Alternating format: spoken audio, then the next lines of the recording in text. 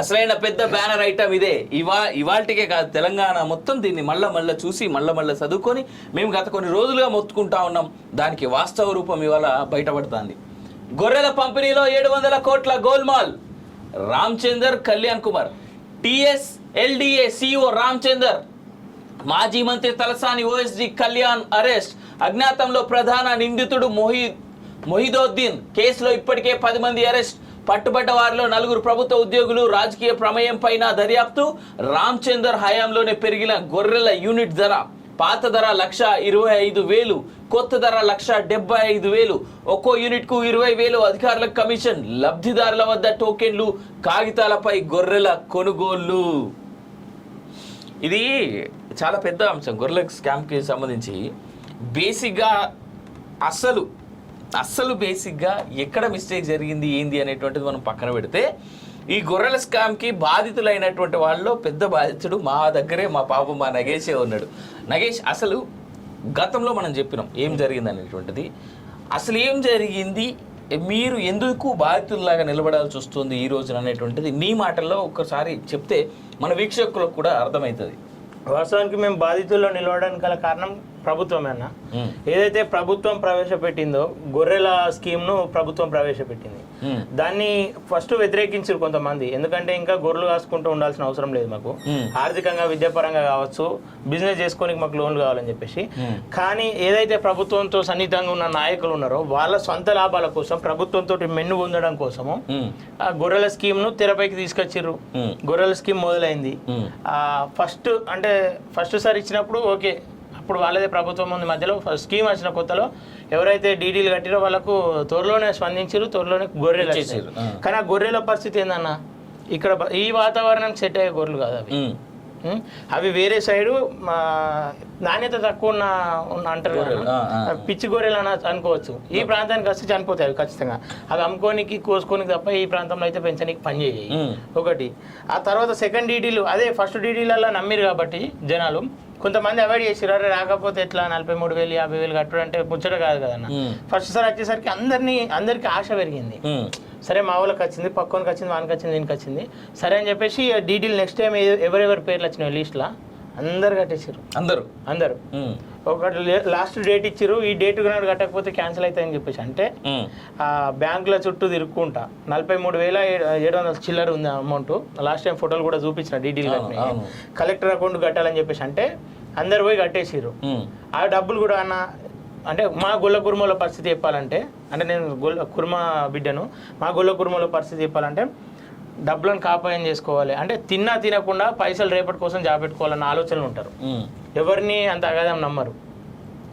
వాళ్ళ జీవితం ఏందన్న, బాయి వ్యవసాయం ఉన్న వాళ్ళు పొలము, తెల్లారితే గొర్రెల కాడికి పోవాలి, మళ్ళీ సాయంత్రం ఇంటికి రావాలి, ఒక సీసా కళ్ళు తాగాలి, ఇంట్లో వండాలి, అంతే ఇక వాళ్ళ జీవితం. అగాధం నమ్మరు. పైసల విషయంలో కూడా బాగా అది ఉంటారు. కానీ ఈ విషయంలో పెద్ద దెబ్బ అనుకోవచ్చు అన్న. 43,700 చిల్లర అని చెప్పేసి అంటే ప్రభుత్వాన్ని నమ్మి పైసలు డీడీలు కడితే మా ఒక్క ప్రాంతం నుండే 20-30 లక్షలు ఉన్నాయి. అంటే మా ఒక్క విలేజ్ నుండి, మా విలేజ్ మా పక్కలో 2-3 విలేజ్ నుండి 20-30 లక్షల దాకా కట్టిర్రు. అట్లా ఎంతమంది ఒక్క ఇంట్లో 2 పేర్లు వస్తే 43,000 అనుకున్నా కానీ ఒక్క ఇంట్లో ₹1,00,000 కట్టినా కానీ ₹1,00,000 అంటే చిన్న ముచ్చటం కాదన్న. ఇలా రేపు బంగారం ధరలు పెరుగుతాయి, బంగారం కొనుక్కోవచ్చు. దేని మీద పెట్టిన వాళ్ళు ఇలా దాని మీద పెట్టి మోసం చేసింది ప్రభుత్వం, పూర్తిగా మోసం చేసింది. గతంలో కూడా అనేక సార్లు కలెక్టర్ ఆఫీస్లో కూడా ఇవన్నీ చేసారు. వాస్తవానికి మా ఊళ్ళకి ఏందన్న గుడ్డిగా ఇలా నీకు తెలుసు అనుకో, నిన్నే నమ్ముతారు, నిన్ను తీసుకొని పోతారు.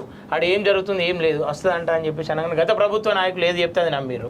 ప్రస్తుతం కాంగ్రెస్ అట్లీస్ట్ డబ్బులన్నా రిటర్న్ ఇస్తా అని చెప్పేసి కాంగ్రెస్ ప్రభుత్వం వచ్చినాక చెప్పింది. గొర్రెలు పంపిణీ కష్టం, మీ డీడీలు అయితే ఏవైతే ఉన్నాయో అవి రిటర్న్ ఇస్తామని చెప్పేసి అన్నారు. అవి ఇంతవరకు లేవు. కానీ సరే అన్న, ప్రభుత్వం దగ్గర ఉన్నాయంటే కూడా మేము సంతోషిస్తామేమో. పైసలు మా డబ్బులు ప్రభుత్వం దగ్గర ఉన్నాయి, ఏదో ఒక రకంగా వాళ్ళకు ఉపయోగపడుతున్నాయి, త్వరలో మాకు వస్తాయని చెప్పేసి. ఇటువంటి దొంగ కొడుకులు అందరి మధ్యలో దీని మా పైసలను వీడువాడు వాడేవాడు అసలు తలసానేవాడు వీళ్ళందరి మధ్యలో కూడా అన్న వీడు బాధ అనిపిస్తుంది అన్న. అంటే మా ఊళ్ళను గొర్రెలను చేసి మోసం చేసారు. 100%. అప్పుల పొలం. గత బీఆర్ఎస్ ప్రభుత్వం ప్రతిష్టాత్మకంగా చేపట్టిన గొర్రెల పంపిణీ పథకంలో అంతులేని అవినీతి చోటు చేసుకుంది. ఈ పథకం బిల్లు చెల్లింపుల్లో ఏకంగా 700 కోట్ల అక్రమాలు జరిగినట్లుగా ఏసీబీ దర్యాప్తులో తేలింది. కొన్నని గొర్రెలు కొన్నట్లు, లబ్ధిదారులకు ఇవ్వకుండానే ఇచ్చినట్లు కేవలం కాగితాలపైనే లావాదేవీలు నడిపించి పథకాన్ని అక్రమాలకు నిలయంగా మార్చేశారు. ముందుగా 2.10 కోట్ల గోల్మాల్ జరిగినట్లు కేసు నమోదు కాగా ఏసీబీ దర్యాప్తులో ఇప్పటి వరకు లభించిన ఆధారాల మేరకు సుమారు 700 కోట్ల అక్రమాలు జరిగినట్లు గుర్తించారు. మరోవైపు ఈ పథకంలో బిల్లుల చెల్లింపు అక్రమాల కేసు దర్యాప్తులో కీలక పరిణామం చోటు చేసుకుంది. Telangana state livestock development agency TSLDA CEO Sabavath Ramachander Nayak ను మాజీ మంత్రి తలసాని శ్రీనివాస్ యాదవ్ వద్ద OSDగా పనిచేసిన కళ్యాణ్ కుమార్ ను ఏసీబీ అధికారులు శుక్రవారం అరెస్ట్ చేశారు. రామచందర్ గతంలో తెలంగాణ రాష్ట్ర గొర్రెల మేకల పెంపకందారుల సహకార సంస్థ TSSGDCF MDగా కూడా పనిచేశారు. కాగా 2.10 కోట్ల గోల్మాల్ కేసులో ఏసీబీ ఇప్పటికే 10 మంది నిందితుల్ని అరెస్ట్ చేయగా అందులో 4 ప్రభుత్వ ఉద్యోగులు కూడా ఉన్నారు. తాజా అరెస్టులతో గొర్రెల స్కామ్లో అరెస్ట్ అయిన వారి సంఖ్య 12కు చేరింది. కళ్యాణ్, రామచందర్ తమ అధికారం, రాజకీయ అండదండలను అడ్డుపెట్టుకుని గొర్రెల కొనుగోలు, నిధుల చెల్లింపులో నిబంధనలకు విరుద్ధంగా వ్యవహరించినట్టుగా తెలుస్తా ఉన్నది. దాంట్లో 14 పెంచుకోమని ఏసీబీ గుర్తించింది. ఉద్దేశపూర్వకంగానే ఈ పథకంలో ప్రైవేట్ వ్యక్తుల్ని భాగస్వాములను చేసి ప్రభుత్వ నిధులను పక్కదారి పట్టించినట్టు ఏసీబీ ఆధారాలు సేకరించింది. ప్రైవేట్ వ్యక్తులతో కలిసి నిధులు పక్కదారి పట్టించాలని జిల్లా స్థాయిలో పశుసంవర్ధక శాఖ జాయింట్ డైరెక్టర్లతో పాటు ఇతర అధికారులకు ఆదేశాలు జారీ చేసినట్టు దర్యాప్తులో తేలింది. ఈ కేసులో ఇప్పటికే పట్టుబడ్డ వారు ఇచ్చిన సమాచారం ప్రకారం దర్యాప్తులో సేకరించిన ఆధారాల మేరకు కళ్యాణ్, రామచందర్ను అరెస్ట్ చేసిన ఏసీబీ అధికారులు కోర్టులో హాజరుపరిచి రిమాండ్కు తరలించారు. అక్రమాలకు బీజం వేశారిలా పశుసంవర్ధక శాఖ అధికారులు, బ్రోకర్లు, కాంట్రాక్టర్లు అంతా కుమ్మక్కై నిధులను దారిలు మళ్లించారు. రామచందర్ TSSGDCF MDగా పనిచేసిన సమయంలో కీలక నిర్ణయం జరిగింది. తొలుత గొర్రెల పంపిణీ పథకం ప్రారంభించినప్పుడు యూనిట్ ధర 1.25 లక్షల రూపాయలు ఉండేది. రెండో విడతకు వచ్చేసరికి యూనిట్ ధర 1.75 లక్షలకు పెంచారు. గొర్రెల ధర పెరిగిందని ఇతర రాష్ట్రాల్లో గొర్రెలు దొరకడం లేదనే సాకులు చూపిస్తూ ప్రభుత్వానికి ప్రతిపాదనలు పంపించారు. అప్పటి కేసీఆర్ ప్రభుత్వం ఈ ప్రతిపాదనలకు గ్రీన్ సిగ్నల్ ఇచ్చింది. యూనిట్ ధరను 50,000 రూపాయలు పెంచింది. దీన్ని ఆసరాగా చేసుకుని పశుసంవర్ధక శాఖ అధికారులు అక్రమాలకు తెరలేపారు. లబ్ధిదారులను గొల్ల కురుమలను పశుసంవర్ధక శాఖ అధికారులను జత చేసి ఇతర రాష్ట్రాలకు గొర్రెల కొనుగోళ్లకు పంపించాల్సి ఉండగా లోలోనా అనే ప్రైవేట్ కంపెనీ MD మొహిదుద్దీన్ ను గొర్రెల సరఫరా చేసేందుకు కాంట్రాక్ట్ మాట్లాడుకున్నారు. అందుకు ప్రతిఫలంగా సదరు బ్రోకర్ క్యాష్ బ్యాక్ ఆఫర్ ప్రకటించారు. ఒక్కో యూనిట్ కు 15,000 రూపాయల క్యాష్ బ్యాక్ ఇస్తానని, భోజనం, వసతి ఖర్చులకు 5,000 ఇస్తానని, ఉచిత రవాణా వసతి కల్పిస్తానని బంపర్ ఆఫర్ ఇచ్చారు. దీంతో ఒక్కో యూనిట్ పై 20,000 క్యాష్ బ్యాక్ ఆఫర్ పశుసంవర్ధక శాఖ అధికారులకు వచ్చింది.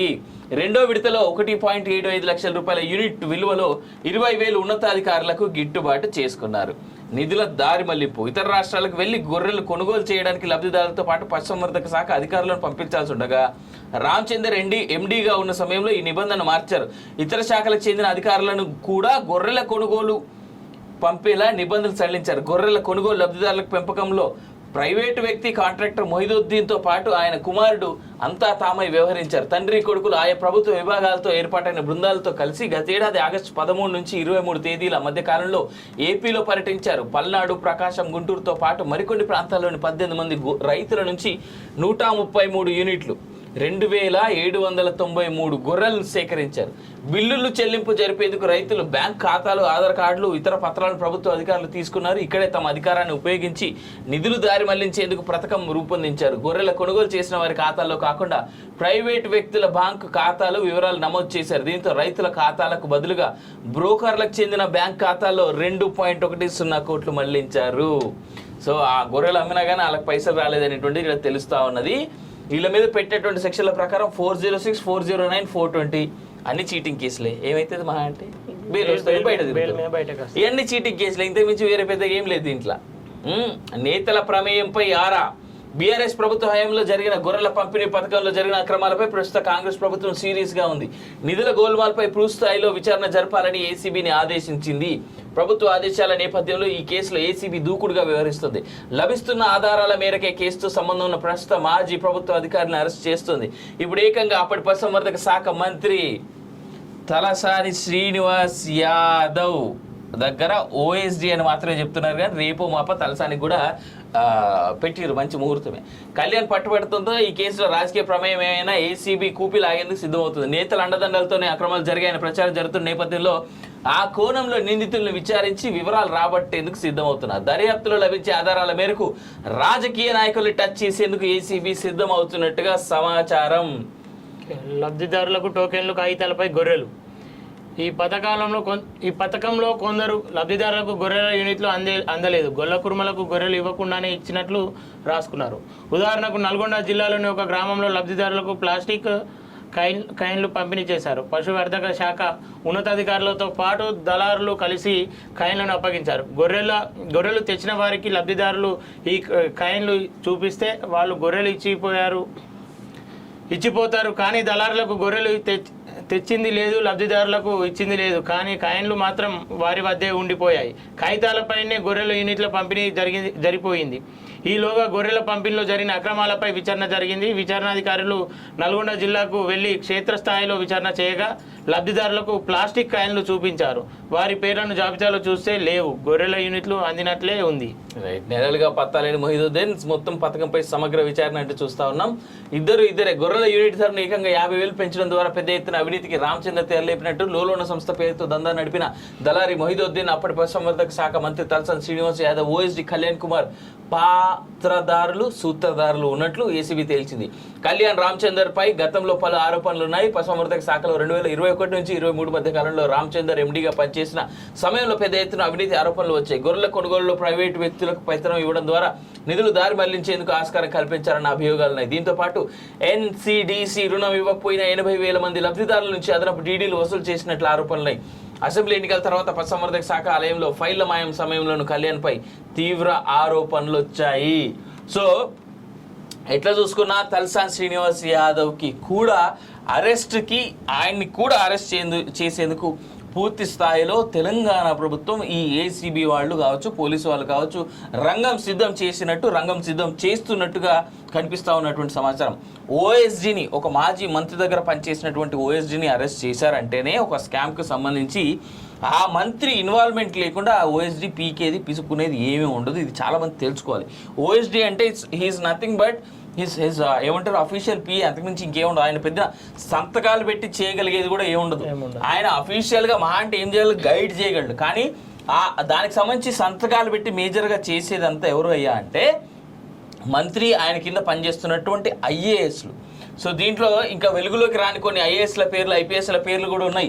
వాళ్ళు ఐఏఎస్లని, మాజీ మంత్రి యొక్క కొడుకు పాత్రని కూడా దీంట్లో చాలా బలంగా చూస్తూ ఉన్నారు. ఇంకో విషయం ఏంటంటే తలసాని శ్రీనివాస్ యాదవ్ మీరు గమనించండి, గత కొన్ని రోజులుగా ఎప్పుడెప్పుడైతే గొర్రెల స్కామ్కి సంబంధించి ఏదైనా డీటెయిల్స్ బయటకు వచ్చేటువంటి సమయంలో ఆ మనిషి ఎక్కడా కనిపించడు, లొల్లు ఉండదు. మళ్ళీ రేపో మాపో లేదంటే ఇవాళ సాయంత్రానికో వస్తాడు, ఆ ఓఎస్డీ గానికి నాకేం సంబంధం లేదు, నా దగ్గర పనిచేసాను అంతే అంటారు. చేసేటువంటి దిక్కుమాల కార్యక్రమాలన్నీ వీళ్ళే చేస్తారు, దగ్గరుండి చేపిస్తారు, వాళ్ళ మీద ఏం రాకుండా, మచ్చ పడకుండా. ఇలా ఈ మనుషులు వాళ్ళ ఫోటోలు చూపెట్టు ఫస్ట్ పేజ్కు, వాళ్ళు చేసేటైనా వాళ్ళు చేస్తూనే ఉంటారు. మళ్ళీ మీదకి వెళ్ళి వీళ్ళని బలి చేసిన ఒకటే కాదు, అఫ్కోర్స్ వీళ్ళు చేయాల్సిన స్కామ్ వీళ్ళు చేశారు. కానీ వీళ్ళతో పాటు తలసాని శ్రీనివాస్ యాదవ్ అరెస్ట్ అయిన తర్వాత ఇంకా చాలా పెద్ద ఎత్తున నేను గత కొన్ని రోజులుగా చెప్తూనే ఉన్నా, ఈ తెలంగాణలో రానున్నటువంటి రోజుల్లో అరెస్ట్ల పర్వం చాలా బలంగా ఉండబోతుంది అనేటువంటిది. కానీ అయితే ఒకటి, లోపాయికారిగా రేవంత్ రెడ్డి ఏమన్నా లోపల సెటిల్మెంట్ చేసుకుని అరెస్ట్ చేయకపోతే మనం చెప్పలేంలే. కానీ ఎట్లా చూసుకున్నా కంప్లీట్ కల్వకుంట్ల కుటుంబం ప్లస్ ఆయన మంత్రివర్గంలో పనిచేసినటువంటి చాలా మంది మీద కూడా చాలా బలమైనటువంటి కేసులు పెట్టేందుకు అవకాశాలు చాలా బలంగా కనిపిస్తూ ఉన్నాయి. అది జరుగుతున్నటువంటి వాస్తవాలు కూడా, ఎందుకంటే రోజులు గడుస్తున్న కొద్దీ వాళ్ళు చేసినటువంటి స్కీములు అన్నీ బయటపడతా ఉన్నాయి. కాబట్టి ఎట్లా చూసుకున్నా లాస్ట్ టైమే చెప్పిన ఒక 300 నుంచి 500 కోట్ల రూపాయల డీడీలే, కేవలం గొల్ల కుర్మలు కట్టినటువంటి డీడీలు, ఆ డబ్బంతా గవర్నమెంట్ బ్యాంకుల్లో జమ చేస్తే ఈనాటి వరకు గొర్రెలు ఇయ్యలేదు కాదు కదా, కనీసం ఆ డబ్బులు తిరిగి కూడా ప్రభుత్వం ఇచ్చినటువంటి దాఖలాలు ఎక్కడ లేవు. సో ఇక్కడ చాలా క్లియర్గా చూసినాం, ప్రైవేటు వ్యక్తుల యొక్క బ్యాంకు ఖాతాల్లోకి ఆ డబ్బంతా మళ్లించబడింది అనేటువంటిది. ఇక్కడ కేవలం 202.13 కోట్ల డబ్బు మాత్రమే చూపిస్తూ ఉన్నారు. కానీ more than 1000 crores of scam ఈ గొర్రెల స్కామ్కి సంబంధించి జరిగింది. ఇది ఒక్కటే కాదు, చేప పిల్లలకు సంబంధించినటువంటి స్కామ్ కూడా చాలా పెద్దది. ఇప్పటి వరకు అంటే వచ్చిన ఈ నూతన ప్రభుత్వం ఏదైతే ఉందో 6 నెలలు గడిచిపోయింది. ఇది 7వ నెల, ఇప్పుడు జూన్ నెల స్టార్ట్ అయింది, ఇవాళ 1వ తేదీలో ఉన్నాం. 6 నెలలు గడిచిపోయింది. గత 5 నెలలు ప్లస్ డిసెంబర్ 6 నెలలు గడిచిపోయింది. అయినప్పటికీ కూడా చేపల పంపిణీకి సంబంధించి కూడా ఇప్పటివరకు ఎలాంటి చర్యలు అయితే జరగలేదు. తీసుకుంటారా లేదా, అసలు చేపలు ఇస్తారా లేదా అనేటువంటిది కూడా డౌట్లో ఉన్నారు రైతులు. సో ఇట్లా చాలా అంశాలు ఉన్నాయి, ఇంకా చాలా విషయాల్లో కేసులు ఇంకోటి జరగాల్సినటువంటి అవసరాలు ఉన్నాయి. ఎట్లా చూసుకున్నా సరే బీఆర్ఎస్ వాళ్ళకి మాత్రం చాలా గట్టిగానే ఉండబోతుంది అనేటువంటిది ఈ సందర్భంగా నేను చెప్తా ఉన్నాను. కేసు విషయంలో ఇది మాత్రం అంటే ఏదైతే ఫోన్ ట్యాపింగ్ విషయం లాగుతాడో ఖచ్చితంగా ఆల్రెడీ ఇది చాలా మందికి ఇబ్బందికరంగా ఉంది, అనేక కుటుంబాల్లో ఇబ్బందికరంగా ఉంది. ఇది తెర మీదకి వచ్చింది, తెర మీదకి రాకపోయినా సరే ఇంకా ఈ ప్రభుత్వం మీద నెగిటివ్ ఉంది. ఇప్పుడు శ్రీనివాస్ యాదవ్ మీద నెట్టేసినట్టు అయిపోయింది కేసు. ఇప్పటికైనా శ్రీనివాస్ యాదవ్ను అరెస్ట్ చేసి సరైన న్యాయం చేసి వీళ్ళకు అట్లీస్ట్ డబ్బులు అన్నా రిటర్న్ చేసిన, ఇన్ని రోజులు మిత్తి నష్టపోతారు, వాళ్ళ డబ్బులు వాళ్ళకి రిటర్న్ చేసినా ఈ ప్రభుత్వం మీద ఎంతో కొంత సానుభూతి కలుగుతుంది. లేకపోతే ఖచ్చితంగా నెక్స్ట్ ఎలక్షన్ల లోపు నెక్స్ట్ మధ్యలోనే వీళ్ళని అడగొట్టాలని ప్రయత్నాలు జరుగుతున్నాయి. దానికి పూర్తి మద్దతు గొల్ల కుర్మలది ఉంటుంది పక్క, దాంట్లో డౌట్ లేదు. ఎందుకంటే అనవసరపు వాగ్దానాలు ఆల్రెడీ ఇచ్చే డైరెక్ట్ రేవంత్ రెడ్డి చెప్పిండు అన్న, ఏమని డబ్బులు మీ డీటెయిల్ మీకు రిటర్న్ చేస్తామని చెప్పారు. ఏదైతే ప్రజా దర్బార్ జరిగిందో ప్రజా దర్బార్ గడికి కూడా పోవడం జరిగింది.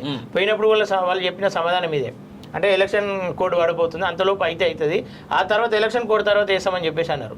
సరే డబ్బులు వేస్తాడు, సమయం తీసుకుంటాడు, ఏదైనా కానీ ఇట్లా కులాల మీద ఏదైతే గొల్ల కుర్మల పేరు చెప్పుకొని మంత్రి అయిండు, గొల్ల కుర్మలలో ఒక మంత్రి ఇయ్యాలని చెప్పేసి పదవి ఇచ్చారు వానికి. వాడు ఏదైతే కులం పేరు చెప్పుకొని ఎదిగిండో అదే కులంను మోసం చేయాలని ప్రయత్నం చేసిండో వానికి ఖచ్చితంగా శిక్ష పడాలన్న. రేపటి రోజు ఇంకోటి ఓడన్నా ఇట్లా వేయాలంటే వానికి భయం ఉచ్చబడాలి. ఇక ఖచ్చితంగా దానికి అవకాశాలు అయితే ఉన్నాయి.